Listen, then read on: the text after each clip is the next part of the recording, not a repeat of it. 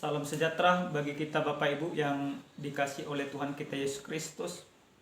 Salam sehat, salam kebaikan, dan damai yang daripada Tuhan senantiasa menyertai kehidupan kita. Bapak Ibu yang Tuhan kasihi, pada saat ini kita akan mendengarkan sabda Tuhan. Namun kita terlebih dahulu menyatukan hati, kita berdoa. Damai sejahtera yang dari Allah yang melampaui segala akal dan pikiranmu. Itulah yang memelihara hati, pikiran dan jiwa kita dalam mendengarkan sabda Tuhan pada saat ini. Berfirmanlah Engkau ya Tuhan, kami siap menerima firman. Dalam Kristus Yesus kami berdoa. Amin. Bapak Ibu yang Tuhan kasihi, adapun sabda Tuhan yang sampai kepada kita pada saat ini, yang tertulis dalam kitab Injil Lukas pasal 13 ayat yang pertama sampai dengan ayat yang ke-9. Mari kita baca secara bersama-sama. Inilah firman Tuhan. Pada waktu itu datanglah kepada Yesus beberapa orang membawa kabar tentang orang-orang Galilea yang darahnya dicampurkan Pilatus dengan darah korban yang mereka persembahkan.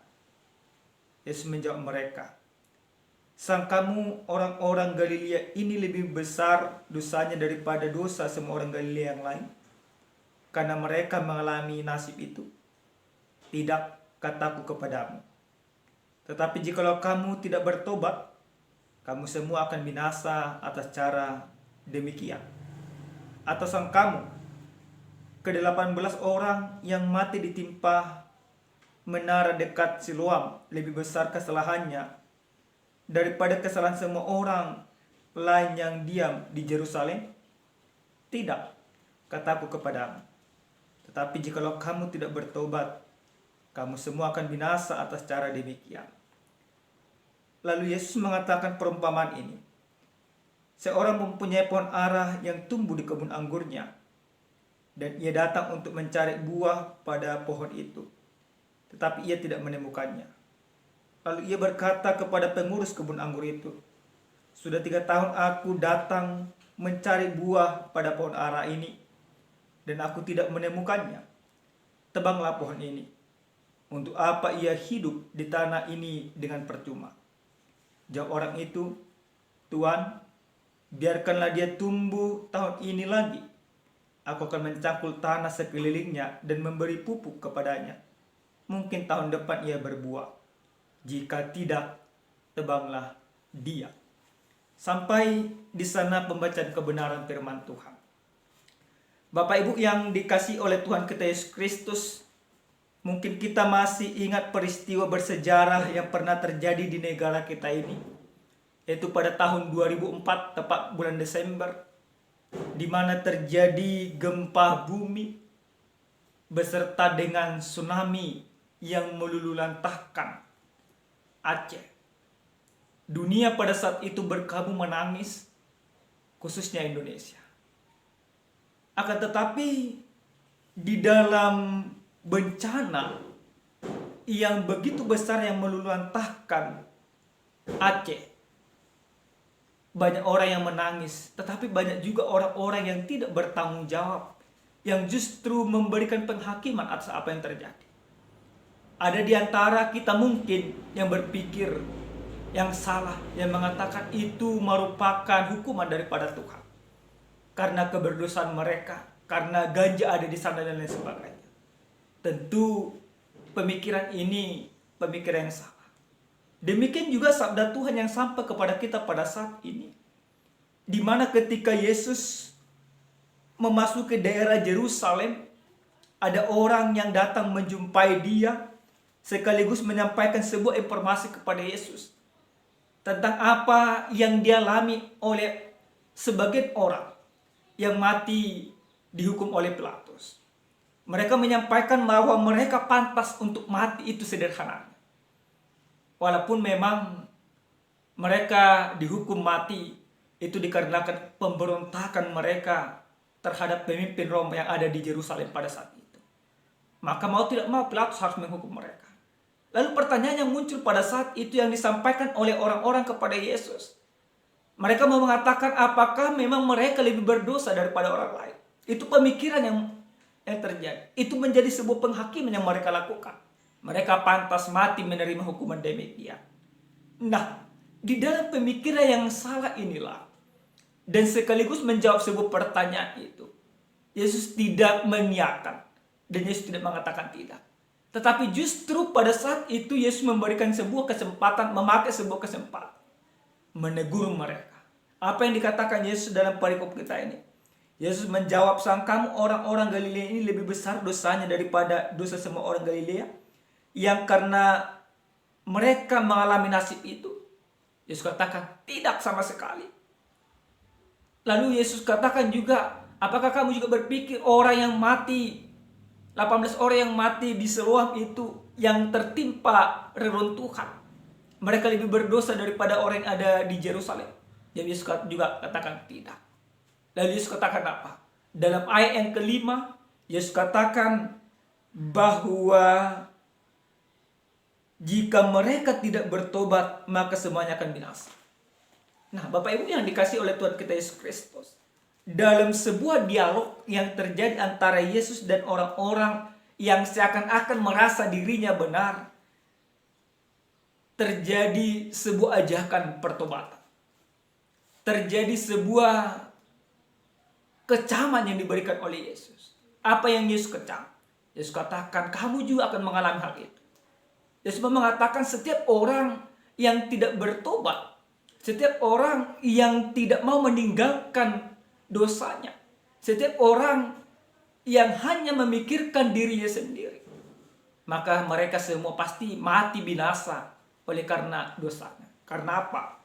Karena dosa pada hakikatnya memberikan kematian yang kekal bagi setiap orang yang tidak mau bertobat.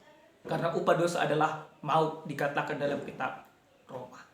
Nah, di dalam pengajaran itu, di dalam kecaman itu, lalu Yesus membuat sebuah perumpamaan.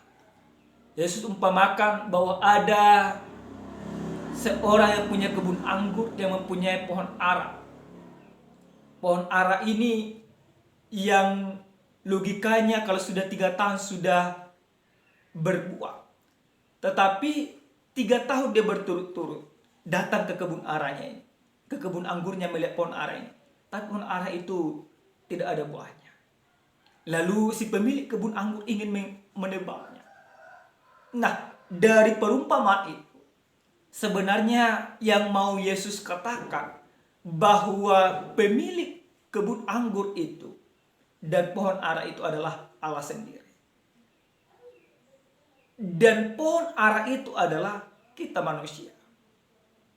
Sementara penjaga kebun anggur itu adalah Yesus. Lalu ketika Allah datang melihat manusia itu masih penuh dengan dosa, maka harusnya sudah ditebang dan dihukum. Tetapi Yesus katakan, tunggu dulu. Nah, dalam hal ini, Yesus mau mengatakan kepada para pendengarnya pada saat itu, kesempatan masih diberikan. Masih ada waktu untuk mengubah kehidupan, untuk meninggalkan segala keberdosaan. Kalau dikatakan 1 tahun, kalau kita baca dalam kitab Petrus, bagaimana Allah katakan 1 tahun bagi Allah, 1000 tahun bagi manusia. 1000 tahun bagi manusia, 1 tahun bagi Allah.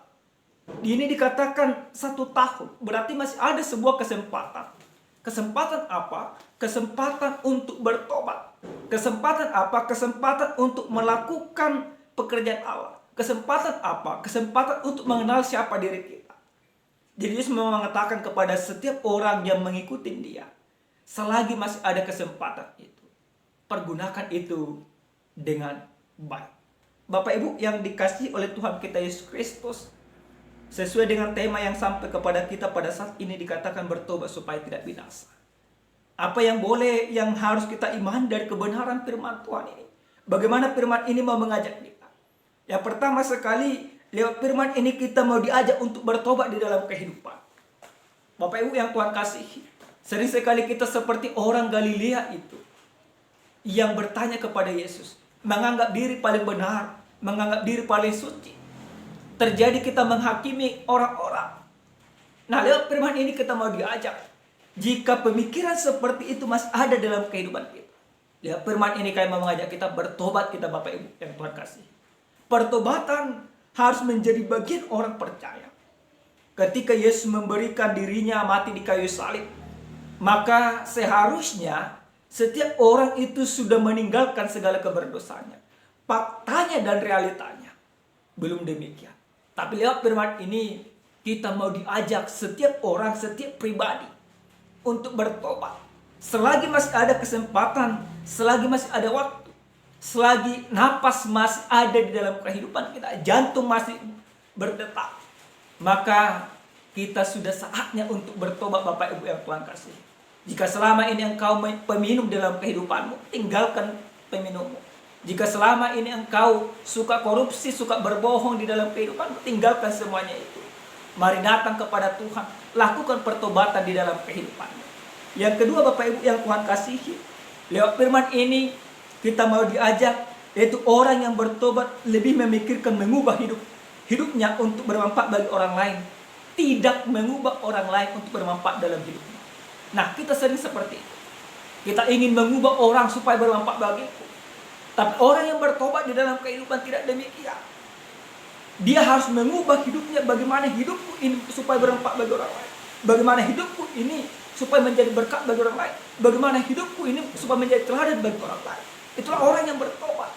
Itulah orang yang sudah hidup di dalam Kristus dan Kristus dalam kehidupan.